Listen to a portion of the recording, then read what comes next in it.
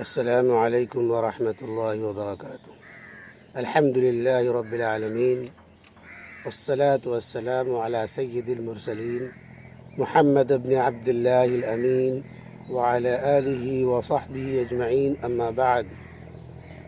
اعوذ باللہ من الشیطان الرجیم، بسم اللہ الرحمن الرحیم۔ قال اللہ تبارک وتعالی فی القرآن المجید والفرقان الحمید۔ اعوذ باللہ من الشیطان الرجیم، بسم اللہ الرحمن الرحیم۔ ضرب اللہ مثلا للذین کفروا امرأة نوح وامرأة لوط كانتا تحت عبدین من عبادنا صالحین فخانتاہما فلم یغنیا عنہما من اللہ شیئا وقیل ادخلا النار مع الداخلین۔ صدق اللہ العظیم۔ محترم حضرات، قرآن پاک کی آیت کی روشنی میں میں یہ بتانا چاہتا ہوں کہ اللہ تبارک و تعالی نے جن حضرات کو بھی ایمان کی دولت سے نوازا ہے، ان کو سخت سے سخت ایمان کی حفاظت کرنی چاہیے اور اللہ تبارک و تعالی کا شکر بجا لانا چاہیے۔ ایمان وہ اتنی قیمتی دولت ہے جو اللہ تبارک و تعالی کی عطا ہی سے حاصل ہوتی ہے۔ اسی لیے ہمیں ایمان کی بہت قدر کرنی ہے، اور جن باتوں سے ایمان ختم ہو جاتا ہے، جن باتوں سے ایمان گھٹ جاتا ہے، کمزور ہو جاتا ہے، ان باتوں سے پرہیز کرنے کی ضرورت ہے۔ اللہ تبارک و تعالی کا ارشاد ہے کہ میں مثال دیتا ہوں نوح علیہ السلام اور لوط علیہ السلام کی بیوی کے بارے میں کہ ان دونوں کی بیوی کافرہ تھی، اور کافرہ ہونے کے بعد بھی ان دو نیک مومن، ان دو نیک صفت کے انسان، ان دو نبیوں کو ان کے کافر ہونے سے کچھ فرق نہیں آیا، اور ان کے تقوی میں، پرہیزگاری میں اور ان کی دینداری میں، اللہ تبارک و تعالیٰ کی فرمانبرداری میں کچھ فرق اور کوئی اثر نہیں آیا۔ اس کے بعد اللہ تبارک و تعالیٰ نے اس آیت کے بعد جو آیت نازل فرمائی، بالکل اس کا اپوزٹ ہے۔ یہاں پر نوح علیہ السلام اور لوط علیہ السلام نبی ہیں اور دین کے داعی ہیں، اور دونوں کی بیوی کافرہ ہیں۔ اس کے آگے اللہ تبارک و تعالیٰ نے جو فرمایا وَضَرَبَ اللَّهُ مَثَلَ الَّذِينَ آمَنُوا امْرَأَةَ فِرْعَوْنَ، کہ اللہ تبارک و تعالیٰ فرعون کی بیوی کے بارے میں مثال بیان فرماتے ہیں۔ یہاں پر فرعون خود کافر، انا ربکم الاعلیٰ کا دعویٰ کرنے والا، اور ان کی بیوی، اس کی بیوی ایماندار، متقی، پرہیزگار، اللہ کی فرمانبردار، اللہ کی اطاعت شعار، یعنی اللہ تبارک و تعالیٰ پر پورا بھروسہ رکھنے والی، ایمان لینے والی ہے، اللہ تعالیٰ کی فرمانبرداری کرتی ہے۔ آپ اس بات کو سمجھ سکتے ہیں کہ کوئی اگر ظلم کر رہا ہے تو اس ظلم کی وجہ سے ایمان سے ہاتھ دھو بیٹھنا یہ کمزوری کی علامت ہے۔ باوجود ظلم ہونے کے فرعون نے اپنی بیوی پر ظلم بھی کیا ہوگا، لیکن آسیہ جو ہے اپنے ایمان سے ہاتھ نہیں دھو بیٹھی، وہ اپنے ایمان پر جمی رہی۔ اب آگے چلتے ہیں۔ حضور پاک صلی اللہ علیہ وسلم کا زمانہ ہے۔ آپ صلی اللہ علیہ وسلم کے چچا ابو طالب حضور پاک صلی اللہ علیہ وسلم کو بے انتہا چاہتے تھے، پرورش میں بھی ان کا بہت ہاتھ رہا، لیکن اللہ تبارک و تعالیٰ کی کرم فرمائی نہیں ہوئی تو ابو طالب بھی ایمان سے فیض یاب نہیں ہوا۔ اخیر کا تو یہ ماحول تھا، ابو طالب کا انتقال ہو رہا ہے، جاکنی کا عالم ہے، حضور پاک صلی اللہ علیہ وسلم بغل میں بیٹھے ہیں اور کہہ رہے ہیں کہ چچا ایک بار کلمہ طیبہ لا الہ الا اللہ محمد رسول اللہ پڑھ لیجئے، میں سفارش کر دوں گا، اللہ کے ہاں آپ بخشے جائیں گے۔ لیکن ابو طالب کو چونکہ ایمان کی دولت نصیب نہیں تھی، اللہ تبارک و تعالیٰ کی توفیق حاصل نہیں تھی، جس کی وجہ سے انہوں نے کیا کہا؟ انہوں نے یہی کہا کہ نہیں بھتیجا، نہیں، مرتے مرتے ہم اگر تمہارا کلمہ پڑھ لیں گے تو لوگ کہیں گے کہ لو یہ بھتیجے کا ایمان لاسٹ میں اخیر میں قبول کر لیا ہی۔ اسی لیے ابو طالب کو بھی ایمان کی دولت نصیب نہیں ہوئی۔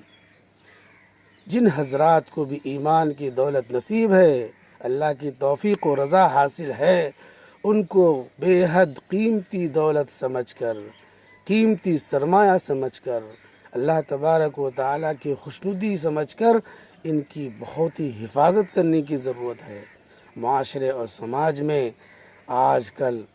ایمان ختم ہوتا جا رہا ہے، ایمان کی قدر و قیمت ختم ہوتی جا رہی ہے، بے ایمانی والی باتیں ہو رہی ہے، معاشرے اور سماج میں بے دینی پھیلتی جا رہی ہے، اور قرآن و حدیث کے خلاف عمل مظاہرے میں ہو رہا ہے۔ اسی لیے ہم اپنے آپ کو، اپنے معاشرے کو، اپنے سماج کو، اپنے علاقے کو، اپنے ملک کو ایمان کی دولت سے مسلح کرنے کی مستقل فکر مند رہیں،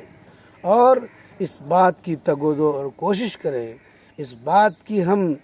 حتی الامکان کوشش کریں، جن جن باتوں سے اللہ نے ہمیں نوازا ہے، جن جن صلاحیتوں سے نوازا ہے، ان صلاحیت کا استعمال کرتے ہوئے ایمان کی فروغ کی کوشش کرتے رہیں، ایمان کی باد بہاری چلانے کی کوشش کریں۔ ہر کچے پکے مکان میں ہر مرد و عورت کیسے 100% ایمان والے بن جائیں، 100% مسلمان بن جائیں، 100% نیک اور متقی اور پرہیزگار بن جائیں، اور اللہ کی سب سے زیادہ قیمتی دولت ایمان کی حفاظت کرنے والے، ایمان پر عمل کرنے والے بن جائیں، اس کی کوشش کرتے رہنا ہے، اس کی ہوا فضا بناتے رہنا ہے، اس بات کو عام کرتے رہنا ہے کہ بھائیو، ایمان جیسی دولت جو ہمیں آسانی سے ملی ہے، یہ اللہ کی توفیق سے ملی ہے، اس کی حفاظت کرنی ہے۔ بڑے بڑے نبی کی بیویوں کو توفیق حاصل نہیں ہوئی تو وہ ایسے اس دنیا سے چلے گئے، اور ہم تمام کو تو بغیر محنت کے، بغیر کوشش کے، گویا کہ ہم کو پشتین ایمان مل گیا، ہمیں تو بغیر کوشش کے، اسٹرگل کے ہمیں ایمان کی دولت نصیب ہو گئی، اسی لیے ہمیں اس کی قدر نہیں، اس کی قیمت معلوم نہیں، اس لیے اس کی حفاظت بھی کرنی ہے، اس کی قدر بھی سمجھنی ہے، اور مرتے دم تک ایمان پر جمے رہنا ہے، ایمان پر ثابت قدمی رہنا ہے، اس لیے کہ ایمان کی آخری علامت مرتے وقت کس کنڈیشن میں آدمی مر رہا ہے، مرتے وقت کس کنڈیشن میں آدمی ہے، اس کا اعتبار ہے۔ پوری زندگی اگر دینداری، متقی، پرہیزگاری میں ہوا، لیکن مرتے وقت کفریہ کلمہ کہہ کر مر گیا، یا ایسی حرکتیں یا ایسے اعمال کرتے ہوئے مر گیا جو ایمان کے شایان شان نہیں ہے، تو پھر وہ مومن نہیں ہے۔ اللہ تبارک و تعالیٰ کے نزدیک وہ کافر ہی ہوگا، یا مشرک ہی ہوگا، یا جس عمل پر ملوث ہو کر مر گیا اسی پہ وہ سمجھا جائے گا۔ اسی لیے اللہ تبارک و تعالیٰ نے قرآن میں جا بجا فرمایا ہے کہ ایمان پر جمے رہو، ایمان پر کاربند رہو، ایمانی کام کرتے رہو، اور ایمان کو بڑھانے کے کام کرو، ایمان کی مضبوطی کے کام کرتے رہو۔ حضور پاک صلی اللہ علیہ وسلم نے تو فرمایا الایمان یزید و ینقص، ایمان بڑھتا بھی ہے، گھٹتا بھی ہے۔ جب ہم گناہ کرتے ہیں، اللہ تبارک و تعالیٰ کے ارشادات و فرمودات کے خلاف کوئی عمل کرتے ہیں تو ایمان ہمارا کمزور ہو جاتا ہے، اور جب ہم نیک عمل کرتے ہیں، اللہ کی فرما برداری کرتے ہیں، قرآن و حدیث کے مطابق عمل کرتے ہیں، تو ہمارا ایمان بڑھتا ہے۔ حضور پاک صلی اللہ علیہ وسلم کی ایک حدیث آپ کو سنا دیں، یقین مانیں اس حدیث کے ذریعے سے آپ اپنا ایمان ناپ سکتے ہیں، آپ اپنا ایمان کا وزن کر سکتے ہیں، آپ اپنے ایمان کا ٹمپریچر ناپ سکتے ہیں کہ میرا ایمان کس کیٹیگری کا ہے۔ اور